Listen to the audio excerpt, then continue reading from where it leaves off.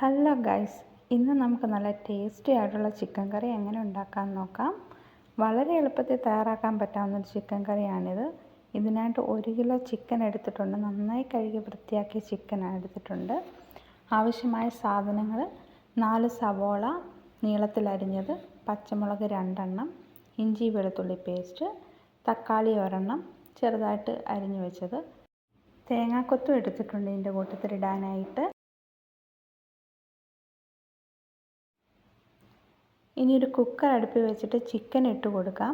അതിലേക്ക് 2 പച്ചമുളക് നീളത്തിൽ അരിഞ്ഞത്, കുറച്ച് മഞ്ഞൾപ്പൊടി, കുറച്ച് കുരുമുളക് പൊടി, ആവശ്യത്തിന് വെള്ളം കൂടി ഒഴിച്ച് കുക്കർ അടച്ചു വെച്ച് 3 വിസിൽ വരുന്ന വരെ വേവിച്ചെടുക്കാം. ചിക്കനായി വരുന്ന സമയം കൊണ്ട് ചിക്കന് വേണ്ടിയിട്ടുള്ള മസാല നമുക്ക് റെഡിയാക്കാം.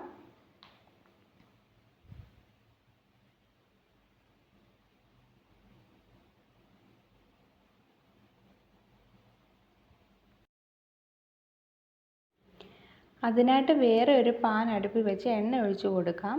അതിലേക്ക് കടുക് ഇട്ട് കൊടുക്കാം. കടുക് പൊട്ടി വരുമ്പോൾ ചെറിയൊരു കഷ്ണം കറുകപ്പട്ടയും 2 ഗ്രാമ്പുവും 2 ഏലക്കായും ഇട്ട് കൊടുക്കാം. അതൊന്ന് ജസ്റ്റ് ഒന്ന് ചൂടായി വരുമ്പോഴേക്ക് തേങ്ങാക്കൊത്ത് ചേർത്ത് കൊടുത്ത് ഒന്ന് ഇളക്കി കൊടുക്കാം. തേങ്ങാക്കൊത്തൊന്ന് മൂത്ത് വരുമ്പോൾ സവോള അരിഞ്ഞു വെച്ചത് ഇട്ട് കൊടുക്കാം. സവോള നന്നായിട്ട് ഇളക്കി കൊടുക്കാം. സവോള ഒന്ന് വാടി വരുമ്പോഴേക്ക് ഉപ്പ് ചേർത്ത് കൊടുത്ത് ഒന്നുകൂടി മിക്സ് ചെയ്ത് കൊടുക്കാം. സവോള പകുതി വേവാകുമ്പോൾ ഇഞ്ചി വെളുത്തുള്ളി പേസ്റ്റ് ചേർത്ത് കൊടുത്ത് ഇളക്കാം. അരിഞ്ഞു വെച്ച തക്കാളി നമുക്കൊന്ന് മിക്സിയിൽ അടിച്ചെടുക്കാം. സവോള നന്നായിട്ട് വഴണ്ട് വന്നു കഴിയുമ്പോൾ ചിക്കൻ ആവശ്യമായിട്ടുള്ള പൊടികൾ നമുക്ക് ചേർത്ത് കൊടുക്കാം.